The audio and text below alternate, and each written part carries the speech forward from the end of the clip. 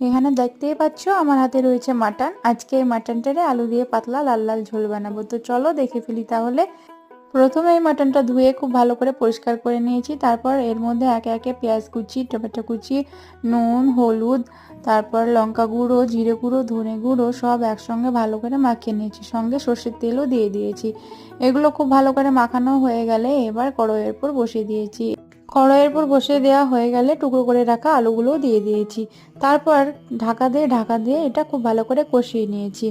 তোমরা দেখতেই পাচ্ছ মাটনের কালারটা কত সুন্দর এসেছে। তারপর একটা প্রেসার কুকারে জল গরম করে কষিয়ে রাখা মাটনটা ঢেলে দিয়েছি। তারপর কয়েকটা সিটি দেওয়ার পর কড়াইয়ে আবার ঢেলে দিয়েছি। তারপর যে চর্বিগুলো বেছে রেখেছিলাম সেগুলো ফুটন্ত অবস্থায় ঢেলে দিলাম। তারপর কিছুক্ষণ ফুটিয়ে নিয়ে নামানোর আগে সামান্য একটু গরম মশলা গুঁড়ো দিয়ে দিয়েছি, তাহলে রেডি। তো রেসিপিটি কেমন লাগলো অবশ্যই জানিও। ভালো লাগলে লাইক, শেয়ার, কমেন্ট, সাবস্ক্রাইব করো। পুরো ভিডিওটি দেখার জন্য ধন্যবাদ।